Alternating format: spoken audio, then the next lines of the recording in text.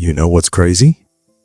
You could be making $60,000 a year, and your bank could be making more money off of you than you're making off of them. And I'm not talking about fees. I'm talking about something way more sneaky that happens every single day, right under your nose. Here's the thing, most people think their checking account is just a safe place to park their money. But what if I told you that the average American is literally losing thousands of dollars every single year just by doing what their bank tells them to do? And look, this isn't some conspiracy theory. This is basic math that banks are betting you're too busy or too confused to actually figure out. My name is Yaji, and I spend way too much time thinking about how banks make money off people who don't even realize it's happening. If you're someone who works hard for your money, but feels like you're always behind, or you've got cash sitting in a checking account, earning basically nothing while inflation eats away at it, make sure to hit the subscribe button and give this video a thumbs up if this helps you out. Because by the end of this video, you're going to understand exactly how banks are profiting from your money, and more importantly, what you can do about it starting today. So let's start with the most obvious one, your checking account. Most people keep way too much money in checking. And I get it. It feels safe. It's liquid. You can access it whenever you need it. But here's what most people don't realize, that money is working against you. Let me show you the math. The average checking account in America pays about 0.01% interest. That's not a typo.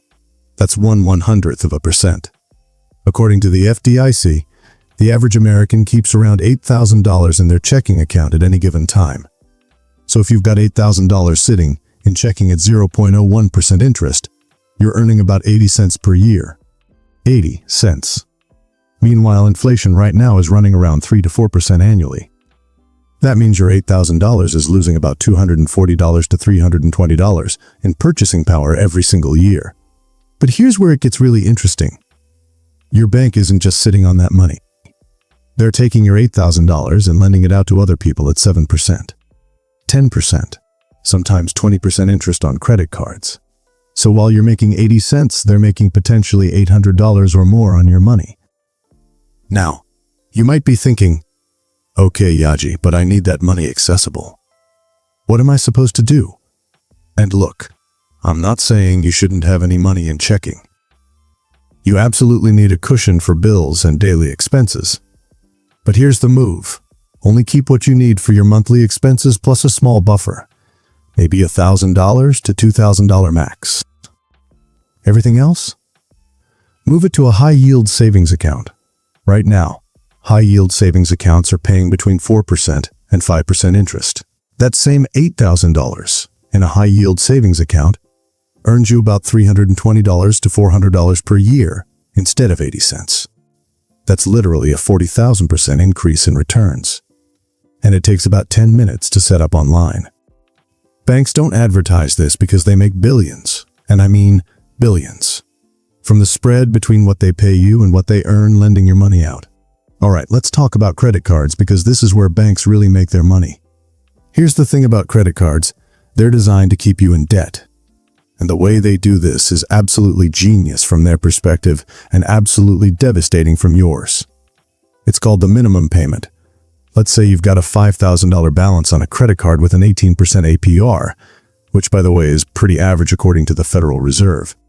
Your minimum payment is probably going to be around $100 to $150 a month.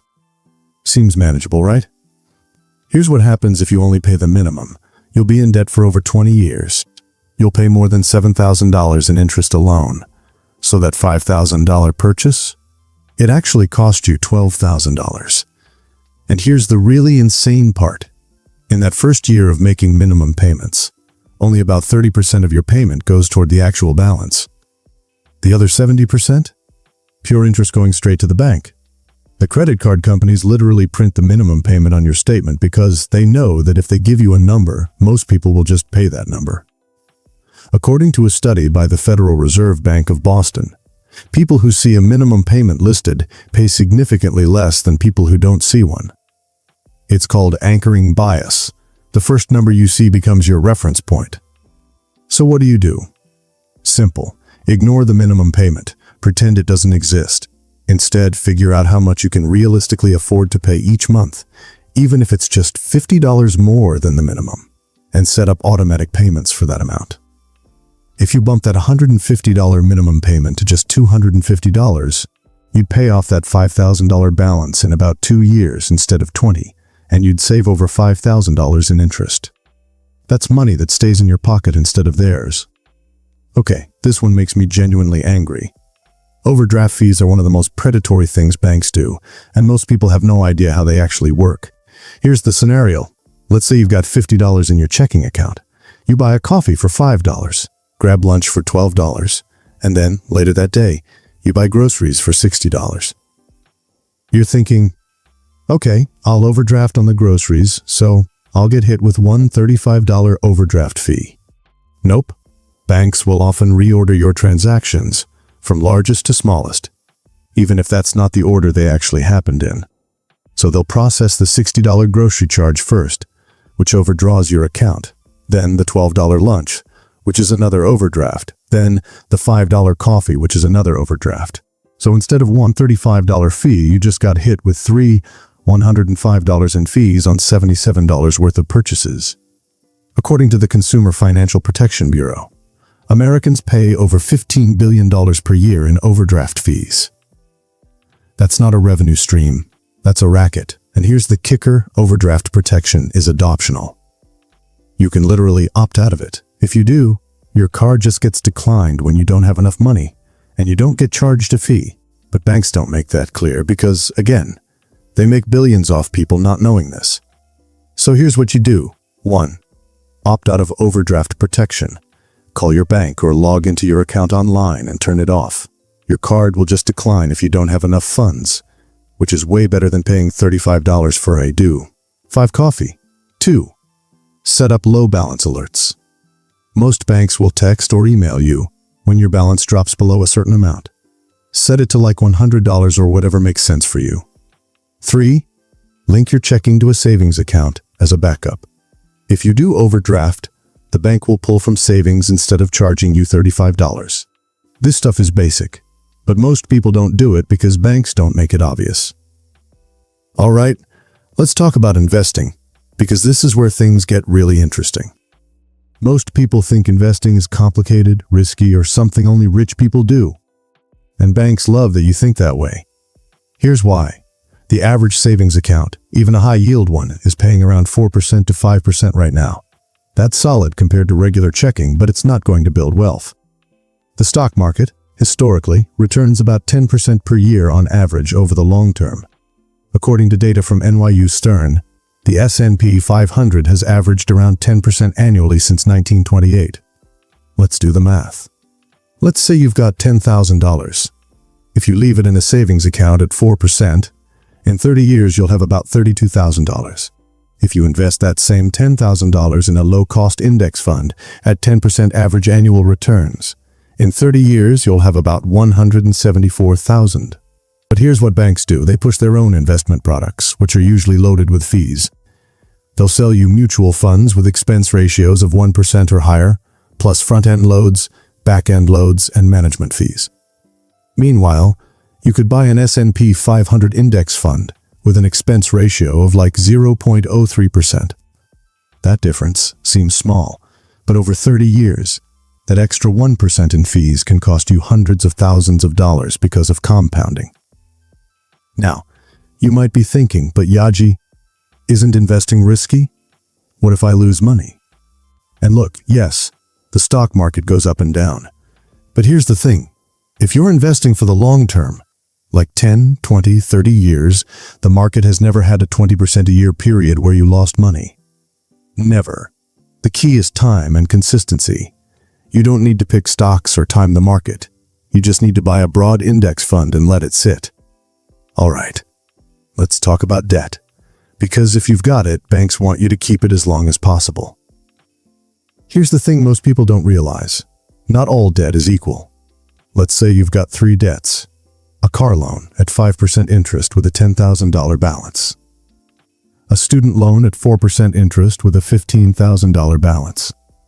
A credit card at 18% interest with a $3,000 balance. Most people would look at that and think, I should pay off the biggest balance first. The student loan. Wrong. You should pay off the highest interest rate first. The credit card. Here's why. Every month you carry that $3,000 credit card balance, you're paying about $45 in interest.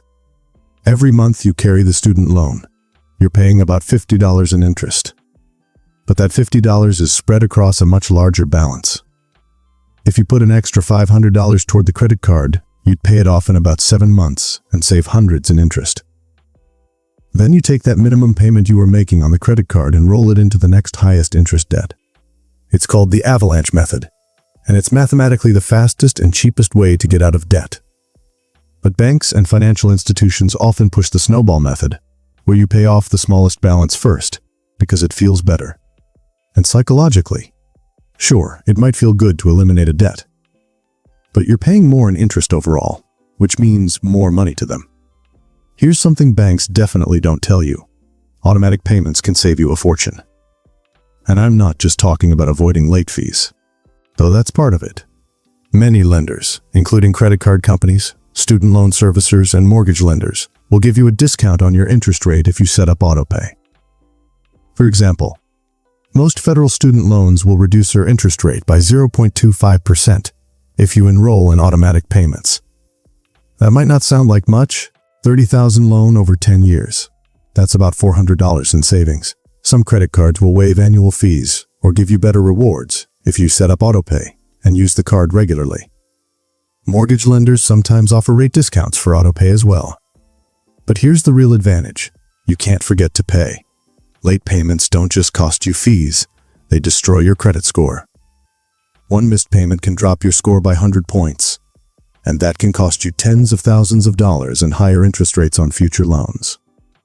So set up autopay for at least the minimum on everything, and then manually make extra payments whenever you can.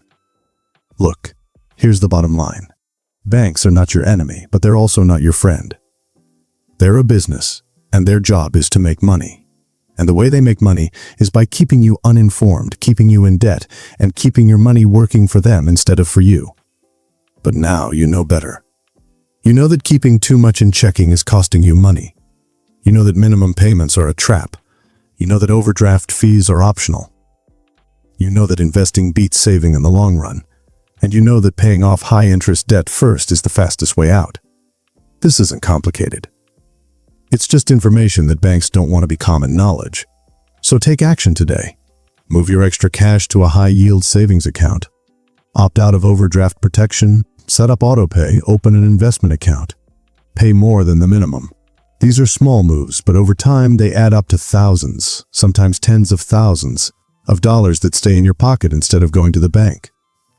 If this video helped you, make sure to hit that subscribe button and drop a comment letting me know which of these money secrets surprised you the most. And if you want to dive even deeper into building wealth and breaking free from the financial system that's designed to keep you stuck, check out the next video on the screen. Thanks for watching, and I'll see you in the next one.